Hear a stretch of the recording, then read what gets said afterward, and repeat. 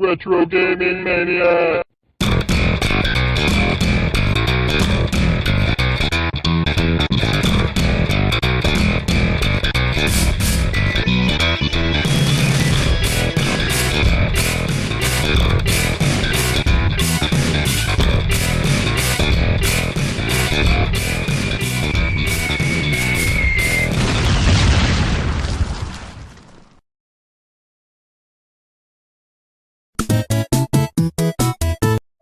Welcome to Snes Quest, a series that takes a look back in time to show you some of the SNES games you may have missed out on growing up. The games covered in this series are games that I believe deserve more attention than they were ever given before.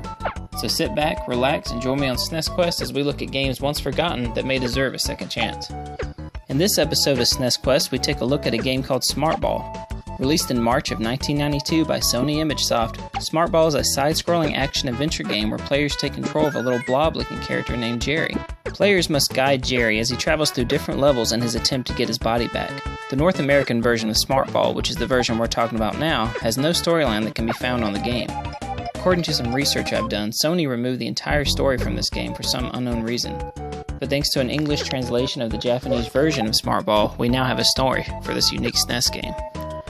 So the story is such: you play as a blob-looking character named Jerry that was once a human prince that ruled over a kingdom. Prince Jerry was in love with a princess named Emmy. However, little did he know his brother Tom wanted the princess for himself. Tom knew that the only way he could get the princess to be his was to get rid of his brother, Prince Jerry. Tom had a witch transform his brother Jerry into an ugly-looking blob and had him banished from the kingdom. Now players must go on a journey through different levels and defeat the evil witch so he can be reunited with Princess Emmy.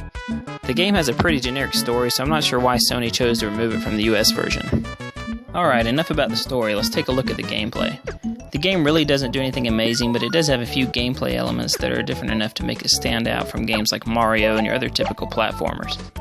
Since Jerry is a blob, he's able to flatten or stretch his body to attack enemies or avoid them by squeezing into small places. Players can also pick up small red balls found throughout the level and use the L and R buttons to throw them at enemies.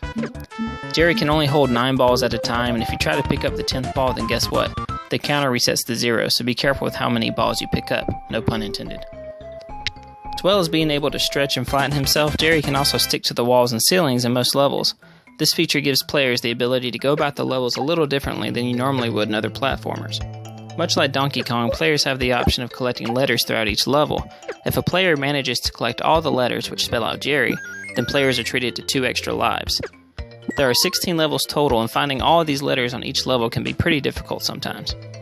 Okay, so other than what I just listed, the gameplay is pretty much like every other platformer you've played before, and this isn't necessarily a bad thing. The controls in this game are pretty simple and work relatively well. Players can move around using the D-pad and flatten or stretch Jerry by pressing either down or up. Players can run by holding Y and jump by pressing A. Holding Y will also allow players to stick to walls and ceilings when approaching them. You can use the L and R buttons to throw red balls found throughout the game. The only time I had trouble with the controls in this game is when I was trying to attack an enemy by flattening myself on top of them. You see, there's a slight delay from when you press the down button because of the character's animation being so slow. But other than that, the controls for this game are great and work really well. Alright, let's talk about the graphics and music in this game. The graphics, while nothing special, are very clean and have bright, vibrant colors. The levels actually look a lot like levels from Super Mario World. The music in Smart Ball is fantastic and probably my favorite thing about this game.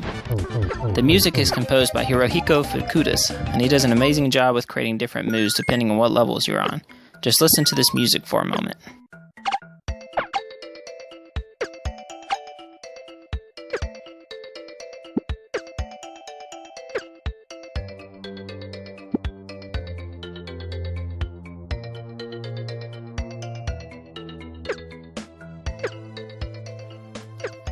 If you're on a bright and colorful level, then expect a very cheerful and relaxing tune to be playing in the background. Smart Ball is a game that didn't have a huge following and never appeared to be very successful. A sequel for Smart Ball was in the works in Japan but was cancelled due to increasing tension between Sony and Nintendo. Smart Ball may not be as great as games like Mario or Kirby, but I believe it's a game that deserves a playthrough if you haven't already. This game sells for about $5 and is pretty common, so pick this one up if you're looking for something a little different to add to your Super Nintendo collection. Thank you for watching this episode of Snes Quest, and if you enjoyed the video, please like, comment, and subscribe, and I will see you all next time.